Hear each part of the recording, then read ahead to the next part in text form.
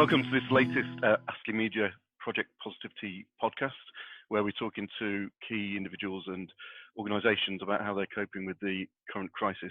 I'm pleased today to be joined by professional rugby referee Sara Cox. Hi, Sara. Oh yeah, how you doing? Yeah, good, thanks. How are you? Yeah, not bad, not bad. I'm keeping off the boredom at the moment, which is good. Good to hear. Sara, for those very few people who don't know you or aren't particularly rugby followers, can you tell us a bit about yourself? Yeah, so I'm not actually the Radio 2 DJ. I am a professional rugby referee, which has been born and bred down here in Devon. I say recently, it's now been about 4 or 5 years, been given a contract with the RFU to become the first female professional rugby referee with England Rugby. And I've just kicked on from there, basically. So I've been lucky enough to be involved in an Olympics, a Commonwealth Games, and a couple of World Cups as well, both 7s and 15s.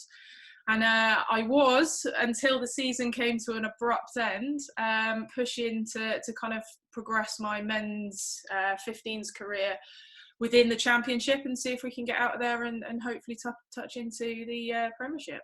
What does a professional rugby referee do during lockdown? Very good question. A lot of running at the moment. I'm making use of the exercise time that we've been given with government guidance. So try and get out a little bit and exercise outside where I can.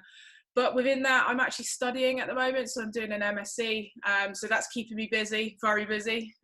So in that side of stuff, I've got plenty to keep me occupied with education and like CPD side of things in and behind the scenes. So there's enough to do, but with regards to actually doing the refereeing side of stuff, and I don't sit here and go through kind of scenarios or any sort of Zoom calls and practice my signals. So unfortunately not, but no, not watching lots of not watching lots of old videos of tragic refereeing decisions or anything like that. No, I've got enough of my own tragic refereeing decisions, I'm afraid. So I try not to relive those moments.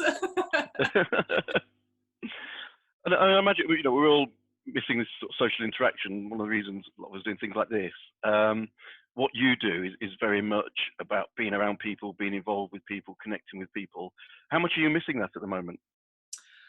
Quite a lot, actually. So obviously, like you say, my job is being around people and interacting with people, and that doesn't just kind of go on the pitch, but that's also off the pitch as well. I spend a lot of time up in Twickenham doing a lot of review things with regards to games and interacting with a team of kind of, I think it's about 12 of us now. That includes the likes of JP Doyle, Wayne Barnes, Luke Pearce. So those guys. So I'm a part of that team with them. We usually do after a Premiership weekend, a Monday and a Tuesday, and that consists of a lot of review time, a lot of training over those 2 days.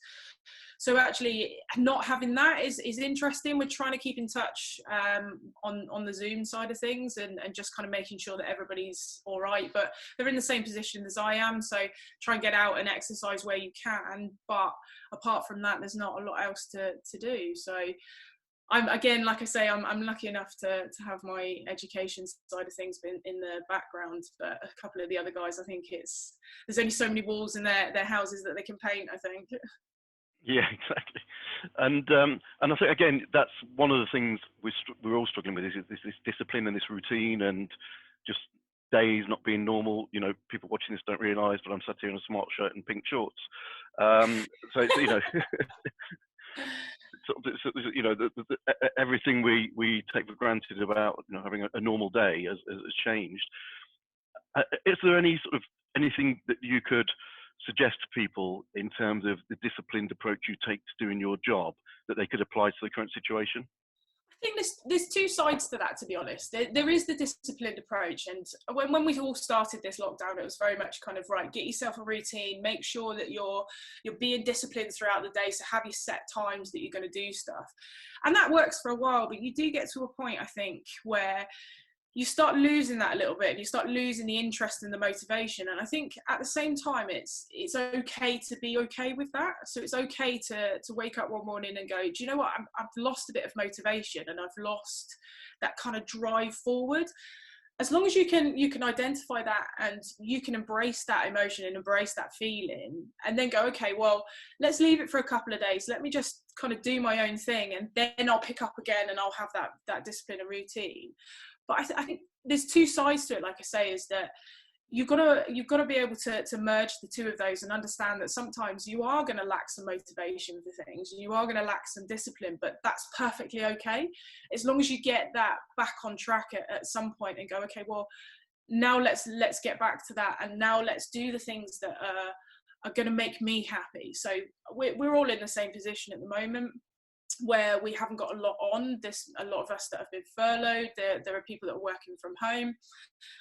It's finding the little things as well. It's finding those little pockets of happiness where you go, actually, I'm going to sit here and, for argument's sake, I'm gonna dust, if you like, or I'm gonna watch a Netflix program, because that for me at this moment is a little pocket of what I want to do right now, and I want to kind of have that happiness. Now, I don't think dusting is for everyone, but Netflix might be the way forward. But it's understanding and embracing those feelings and emotions, to know that it's actually perfectly okay to have a little bit of a down day, but a little bit of an up day at the same time.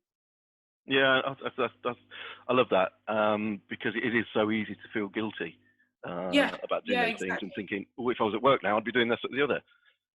And we're not. We're in a completely different situation, aren't we? That's it. And I think it's understanding that. And I think none of us have ever seen this, and probably never will see something like this ever again. And I think it's what we're good at as a human race, is that adaptability side of things. So whilst we're creatures of wanting that same routine all the time, and creatures of habit, I think it's also okay to break that and be a little bit different, and say, do you know what?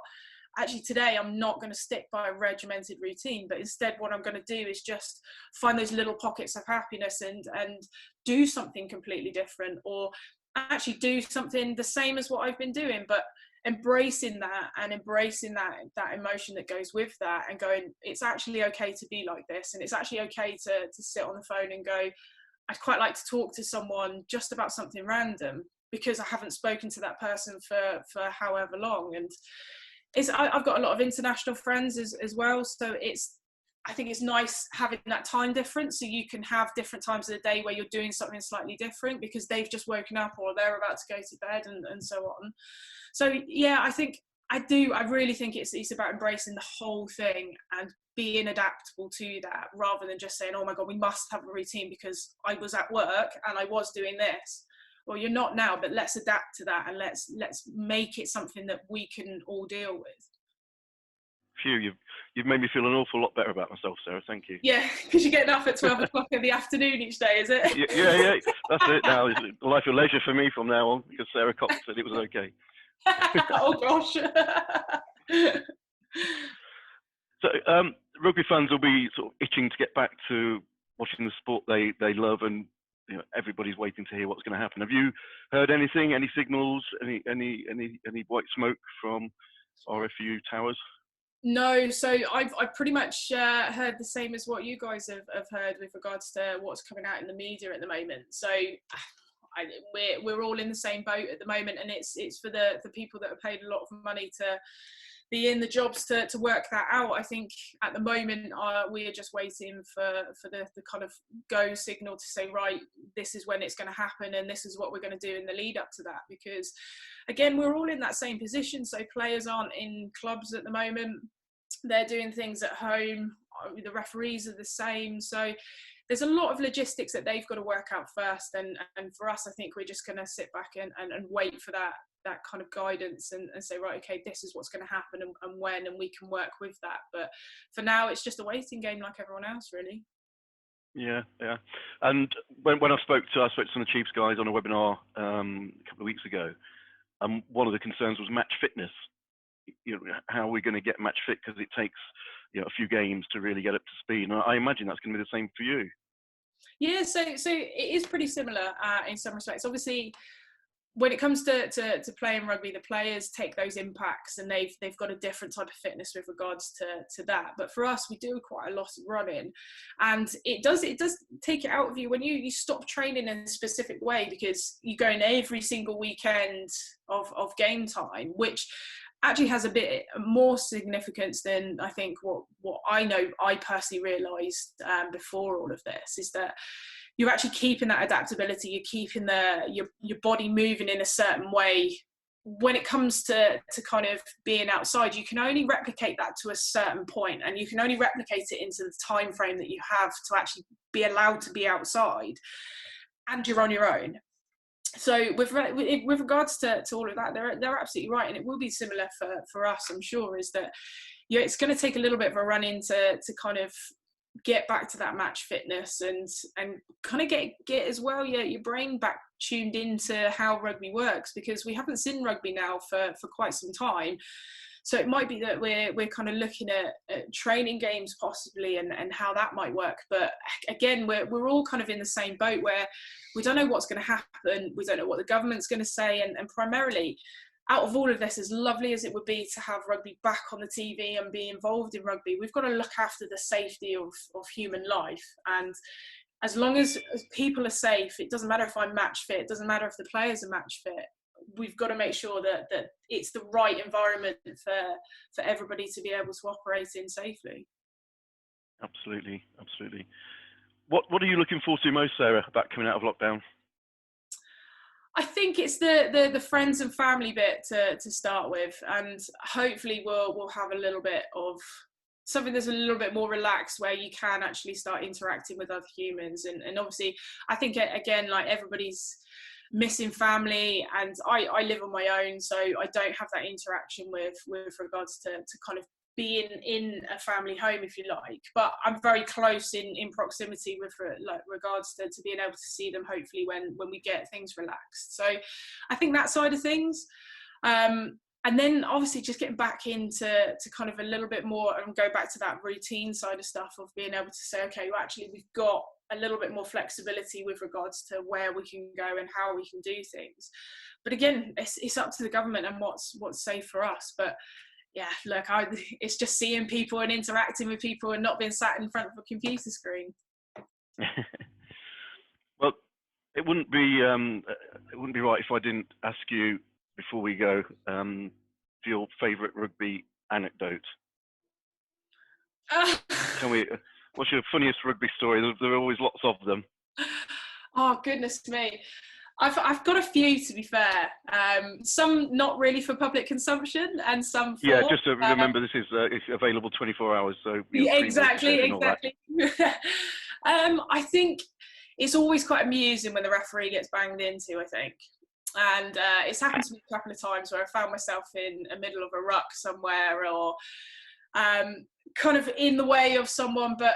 There was one where I was actually doing an Exeter Chiefs A game, I think it was, and I was stood there, and the winger, one of the Chiefs wingers, took the ball, and I saw him come in, and it was kind of a high ball, so they kicked it across to him. And I saw him coming, and I was like, okay, well, if I stand still, hopefully he's not going to run into me. And the more I stood still, the more he was coming at me. And I think, right, okay, well, there's one gap on this rugby field, and it happens to be behind me. So I know why he's coming towards me. So as I stepped to try and get out of the way, he actually steps the same way. And I was like, oh, here we go. We end up colliding. And it's not necessarily the collision, because I managed to stay on my feet, but I think it's the noise that I make when he knocks all the air out of me.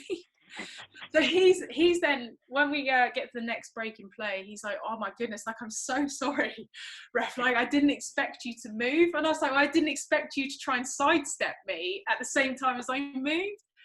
So I ended up like, that one I managed to stay on my feet, but there's been a couple where there's actually a picture. It was a long time ago, so it must have been about 6-7 years ago now, and I was doing a university game again up at Sandy Park, and I think I was being a bit lazy, to be honest, and got myself in the wrong position.